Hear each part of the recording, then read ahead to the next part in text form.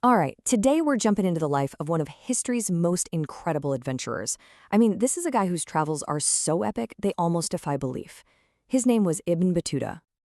So let me ask you something. Who do you think was history's greatest traveler? Seriously, who pops into your head? Marco Polo, right?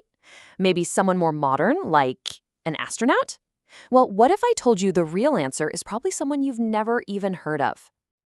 Okay, get ready for this number. 75,000 miles. That's, what, about 120,000 kilometers? And we're talking about one guy in the 14th century. Think about that. No trains, no planes, no steam engines. That's enough to circle the entire globe 3 times. It's just mind-boggling. And the man who pulled it off? That was Ibn Battuta. He was born back in 1304 in Tangier, Morocco. And his journey? Wow. It would take him across pretty much the entire known Muslim world at the time, and then some. You know, the crazy part is, we almost didn't know any of this. The only reason his story survived is because of his book, the Rihla, which literally just means travels. He didn't even write it himself. He dictated the whole thing near the end of his life. And today, it's one of the most important travel books ever written. So how in the world does a 75,000-mile journey even start? Well, you'd think it began with some grand plan for adventure. But nope. It actually started with a single, focused goal, a religious pilgrimage. He was just 21 years old when he left home. His plan was to complete the Hajj, the sacred pilgrimage to Mecca. Now, for most people back then, that was a massive, once-in-a-lifetime trip. But for Ibn Battuta, it turned out to be just a warm-up. He got to Mecca, he completed the Hajj, and then he just kept going. And this is where everything changes. Something on that first trip just clicked for him. The book says it perfectly. An irresistible passion for travel was born in his soul.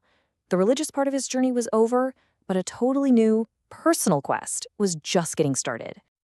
And get this, he even made a personal rule for himself, never to travel any road a second time. Isn't that amazing? This tells you everything you need to know. He wasn't traveling for trade or for business.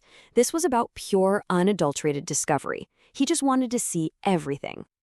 Okay, so I know what you're thinking. How on earth did he pay for all this? The guy wasn't some rich merchant.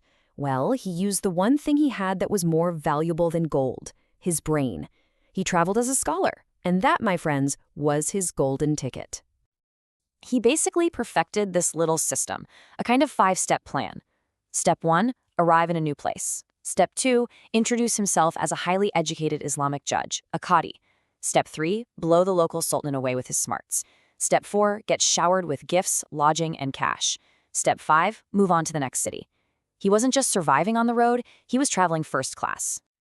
And this little strategy worked like a charm, opening up the entire world to him. I mean, just listen to this list. He crossed the blistering Arabian desert into Iraq and Persia, sailed the Red Sea down the coast of East Africa, trekked across Anatolia, which is modern-day Turkey. He even visited the glittering Byzantine capital of Constantinople, and then pushed through the vast steppes of Central Asia. And his big target? The legendary wealth of India. Now, his time in India, this is probably the most intense, most dramatic part of his whole story. He absolutely found the riches he was looking for in Delhi. But boy, did it come with a price. A really, really terrifying price. His life there was a total contradiction. On the one hand, he gets appointed Grand Judge of Delhi. He's living in the lap of luxury with a huge salary and all the respect in the world. But on the other hand, the Sultan he served was famously paranoid and violent. Ibn Battuta literally watched his friends get executed for the smallest things. He was living in this gilded cage, in constant, daily fear for his own life. So after years of walking on eggshells, he finally saw a way out. The Sultan appointed him to be his envoy to the Emperor of China. Now, yeah, it was a huge honor, but for Ibn Battuta, it was something much more important. It was an escape route. Little did he know, the journey to get there was going to be his most dangerous one yet. Honestly, what happens next sounds like it's straight out of a movie. His trip to China and the long road home was just one disaster after another. Right out of the gate, just after leaving Delhi, his whole group gets attacked by insurgents. He was robbed of everything, got separated from everyone, and barely escaped with his life. I mean, he literally ran for it with nothing but the clothes he was wearing. And if you think that's bad, it gets worse. He finally makes it to the coast, gets on a ship, and gets shipwrecked. The ship carrying him, all his belongings, and all the Sultan's expensive gifts for China, gone, sunk in a storm. So now he's stranded, completely broke, and he's failed his mission. He can't go back to Delhi. The Sultan would kill him for sure. So what does he do? He just keeps going. What else can he do? For the next few years, he basically just wanders. He goes to the Maldives, Sri Lanka, Bengal, Sumatra. He finally makes it to China. And on the long, winding road home, he passes through Syria and sees the absolute devastation of the Black Death with his own eyes. In 1349, he steps foot in Morocco again, nearly 25 years after he first left home. And would you believe it? He still wasn't done. He takes one last massive trip across the Sahara to the Mali Empire. So after almost 30 years on the move, the adventure was finally over. He was home for good. But in a way, the most important part of his journey was just about to begin, making sure his incredible story would be remembered. You see, when the Sultan of Morocco heard about this guy who had been everywhere, he was fascinated. He actually commanded Ibn Battuta to tell his life story to a court scholar. So Ibn Battuta just sat down and dictated everything he could remember from the last 30 years. It's wild to think that if the Sultan hadn't ordered it, this entire epic tale might have just vanished.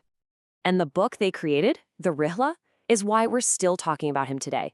It's an absolute goldmine for historians. It's a first-hand look at the politics, the culture, the everyday life of the 14th century.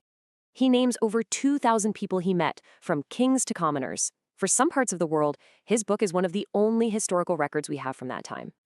But it's more than just a list of places and rulers. I think its real value is how personal it is. You get a direct look inside the head of a regular middle-class guy from the 14th century. You see what he believed, what he was curious about, even his biases. It just makes this remote period of history feel so much more real, so much more human. And yet, there's a little twist. Some historians are skeptical about parts of his story. His trip to China, for example. Did he really see everything he claimed, or did he just write down stories he heard from other travelers? Remember, he was recalling all of this from memory, decades after it happened. So it leaves us with this fascinating question. Where does the real journey end, and where does the storytelling begin?